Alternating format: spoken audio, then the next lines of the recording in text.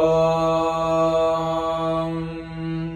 श्रीगुरुभ्यो नमः। हरिः ॐ। सहना भवतु सहनौ भुनक्तु सह वीर्यं करवावहै तेजस्विनावधीतमस्तु मा विद्विषावहै। ॐ शान्तिः शान्तिः शान्तिः। अथ पुरुषो ह वै नारायणो कामयतः प्रजासृजेयेति।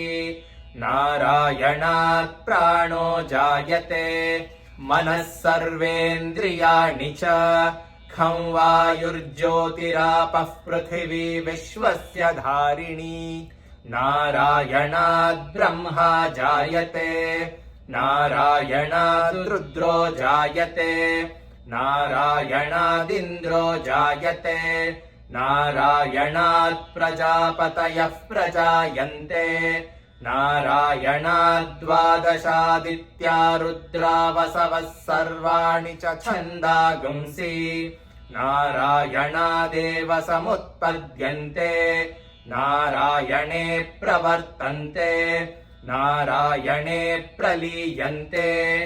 ॐ अथ नित्यो नारायणः ब्रह्मा नारायणः शिवश्च नारायणः शक्रश्च नारायणः द्यावा पृथिव्यौ च नारायणः कालश्च नारायणः दिशश्च नारायणः ऊर्ध्वश्च नारायणः अधश्च नारायणः अन्तर्बहिश्च नारायणः।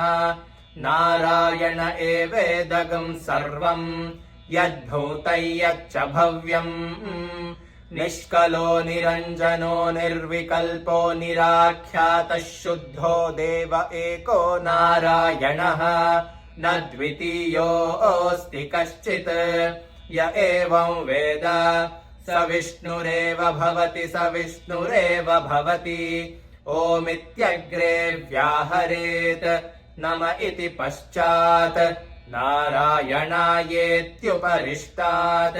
ओमित्येकाक्षरम् नम इति द्वे अक्षरे नारायणायेति पञ्चाक्षराणि। एतद्वै नारायणस्याष्टाक्षरम् पदम्। यो ह वै नारायणस्याष्टाक्षरम् पदमध्येति अनपब्रवः सर्वमायुरेति। विन्दते प्राजापत्यगं रायस्पोषङ्गौपत्यम्। ततोऽमृतत्वमश्नुते ततोऽमृतत्वमश्नुत इति। य एवं वेद प्रत्यगानन्दं ब्रह्म पुरुषं प्रणवस्वरूपम्। अकार उकारमकार इति तानेकधा समभरत्तदेतदोमिति। यमुक्त्वा मुच्यते योगी जन्म संसार बन्धनात्। ॐ नमो नारायणायेति मन्त्रोपासकः वैकुण्ठभुवनलोकं गमिष्यति। तदिदं परं पुण्डरीकं विज्ञानघनम् तस्मात्तदिदावन्मात्रम्। ब्रह्मण्यो देवकी पुत्रो ब्रह्मण्यो मधुसूदनो सर्वभूतस्थमेकं नारायणम् कारणरूपमकार परब्रह्मो। एतदथर्वशिरो योधीते प्रातरधीयानो रात्रिकृतं पापन्नाशयति।